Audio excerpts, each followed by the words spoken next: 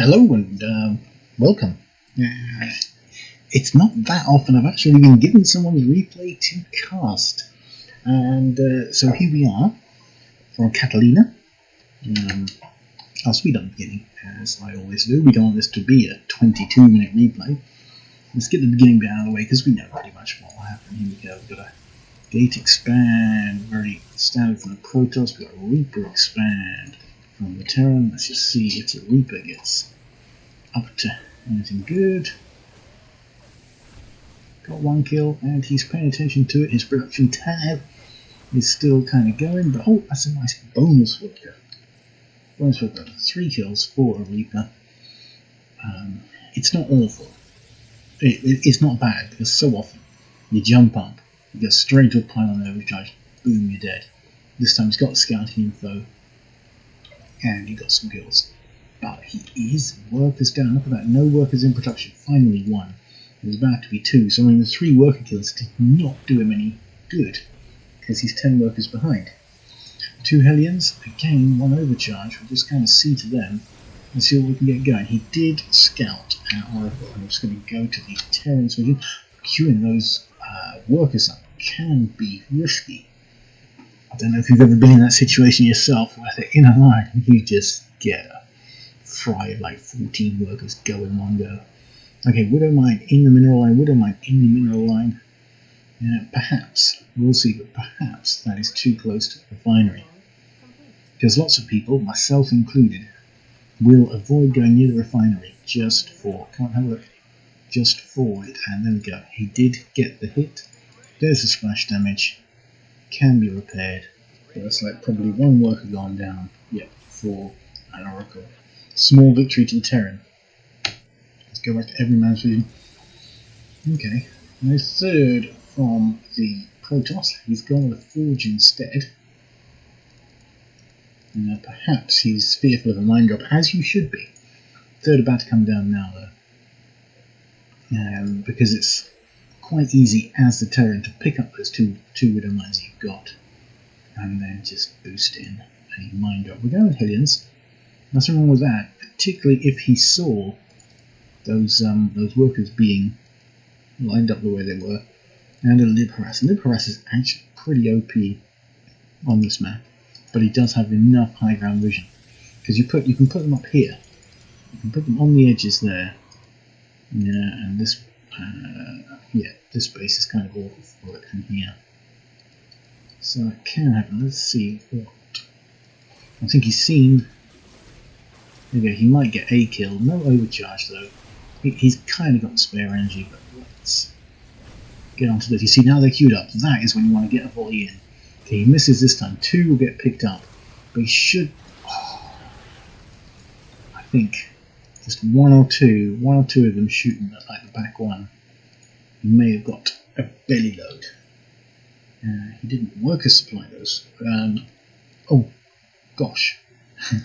I went to the beginning. Worker supply though, you could argue that Terran's ahead when he's only 4 workers behind on 3 bases.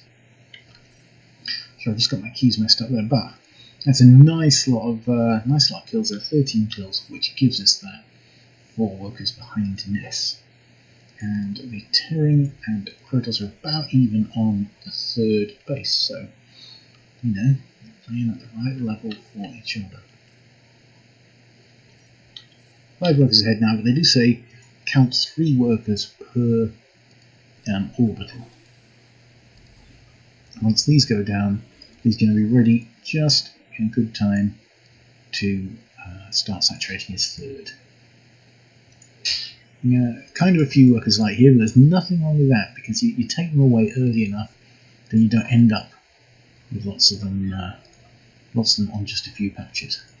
Protoss being good about his worker management, but if we look at production, there you go, +1 air weapons, but is he waiting for the fleet beacon? He's waiting for the fleet beacon. So often, too often, I really lament the cheap interceptors.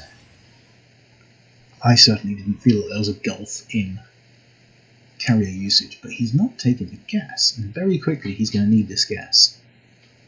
Because here, he's queued up one. He's actually had to wait for the second. Is it 250 gas? Why does it not show me? Do I not have tooltip showing? Okay, that's not awful, but cannon there giving detection. Gotta kill that mothership core because he can power on overcharge forever. Is he going to phase through or he's going to get hit by mice? Now all the shields are gone. It's the one chance for the Terran to get in there. But it's 6 and 2 threes really. The overcharge is doing a lot of work, but the Marines on the whole staying alive. Now get that Guardian shield down. Now we kind of targeted the wrong one, but nevertheless both go down. You can get him on a lot of these workers. If you can get that mothership core, it's excellent. He's giving away the workers. That's because he's only building carriers. Right now, you'd be happy just getting the workers. Now, the mine, unfortunately, he wasn't looking at the mine when he put it down. He just said go there, assuming the cannons would be at the back, which in fact they are. But, I mean, Terran would be advised now, yeah, exactly, retreat like that, say, I've got myself a nice lead, put your force down, 2,000 mils, put your 4th, your 5th, get those gases going, do a little bit more macro before taking this push on and just wonder why did he not have any units. Okay, now you've seen it, run away. So I mean, you can try and do it with Marines, but I really wouldn't, particularly when you're still on 0-0 and his carriers are actually upgrades ahead of your Marines. This is your last chance to try and snipe this building. But yeah, you can actually get a snipe on. I think you can get both of these. So long as that high ground vision stays alive. And Indy's going to get neither. Look at that. Not bad, not bad. So that was a nice bit of micro there to save the carriers. So you've got a few different choices for how to go. I mean, I would keep pumping Widow Mines, no matter what. No matter what you're getting with them, because that's just, get rid of the interceptors so quickly with them. You're going to need to get your 3-3 going as soon as possible. Because even with 3-3, Marines do not last that long. And you know that he's just pumping them out. So myself and a lot of people are fans of the Raven defense. Vikings basically are useless against this. With, godlike micro or whatever. That's a nice snatch, were he to have gotten that probe. He's going in when he should have gone out. Exactly, so he loses everything. Whereas you go out, and there's only 2 mines this time, but 2 mines, they could kill 10 interceptors. And though interceptors only cost 10 now, so it's 100 minerals, but 100 minerals, and he's only got 170 in the bank. So it kind of would have been worth it. Okay, getting double armory in early, I'm going to say not in early legacy, but in early kind of 5 minerals per interceptor. And when there was bonus damage against light. Kalesh was a big fan of the Liberated, Mass Lib. Mass Lib versus Carrier.